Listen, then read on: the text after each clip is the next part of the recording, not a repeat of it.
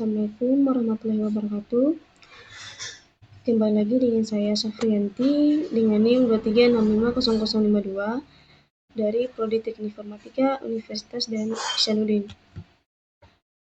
Di video kali ini saya akan mereview pertemuan kelima dengan judul jenis-jenis kejahatan teknologi informasi.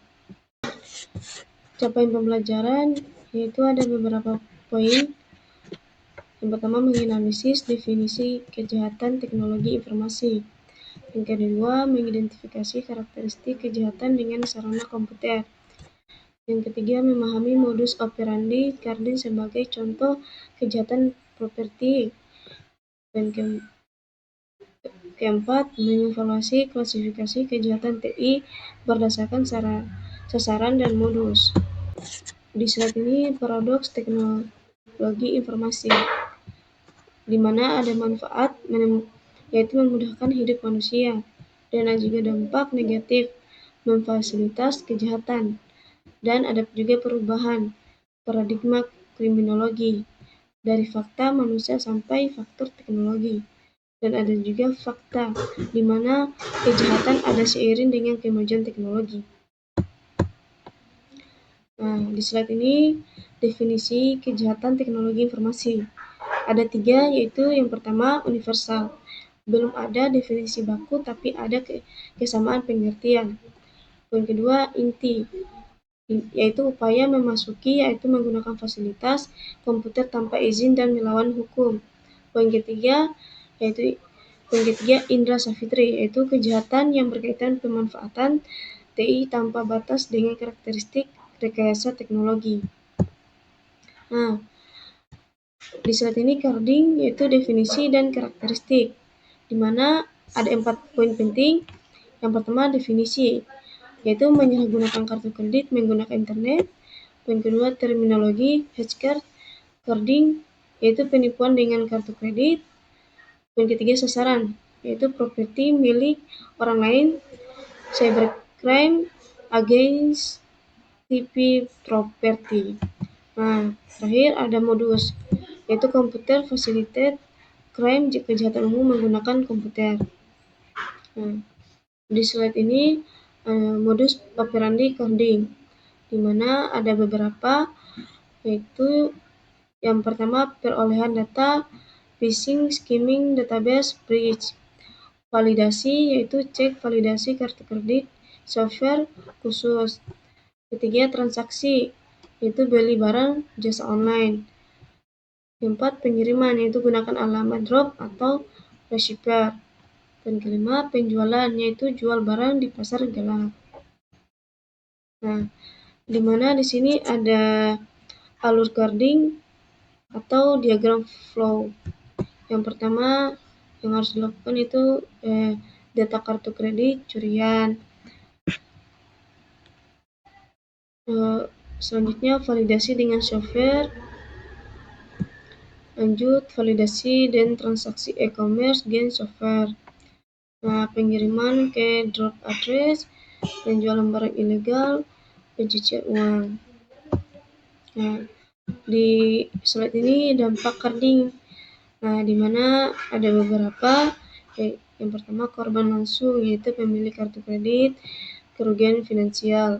Kedua, korban tidak langsung, yaitu merchant e-commerce, chargeback.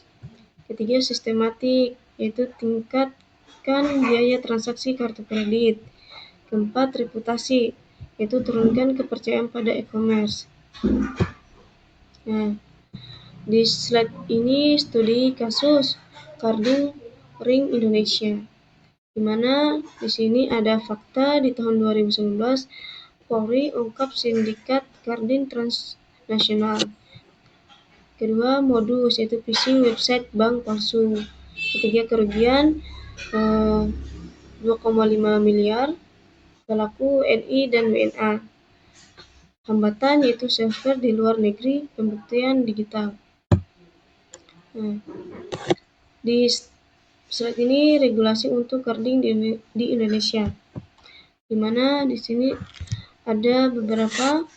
Yang pertama, Undang-Undang Nomor 11 Tahun 2008 Junto Undang-Undang Nomor 19 Tahun 2016 tentang Informasi dan Transaksi Elektronik, Undang-Undang ITE Pasal 30, Akses Ilegal, Pasal 32, Interferensi Data, Pasal 36, Pencurian Data, Pasal 45 PRD 52.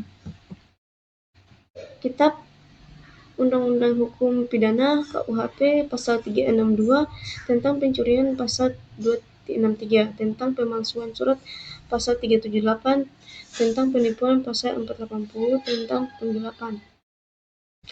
Poin ketiga, Undang-Undang Nomor 27 Tahun 2022 tentang Perlindungan Data Pribadi, Undang-Undang PDP Pasal 67 dan 68. Keempat, Undang-Undang Nomor 8 Tahun 2010 tentang pencegahan dan pemberantas tindak pidana pencucian uang, Undang-Undang TPPU. Di slide ini pencegahan carding, di mana di sini ada beberapa teknis. Yang pertama teknis yaitu CFF dan CFC. 3D Secure Token Biometric Verification.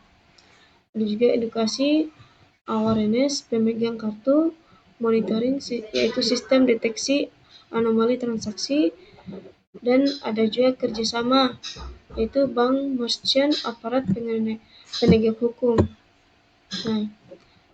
Di slide ini membahas tentang tren carding modern. Di mana yang pertama ini carding as service, jasa carding siap pakai. Dark web marketplace yaitu jual beli data kartu kredit. Yang ketiga, cryptocurrency yaitu pembayaran anonymous.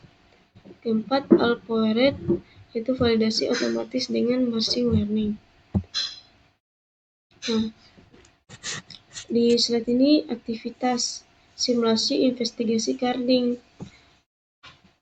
Skenario yaitu laporan carding dari merchant.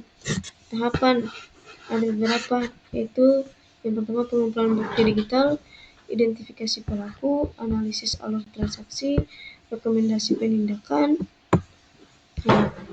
Di slide ini membahas regulasi untuk carding di Indonesia, yang dimana ada beberapa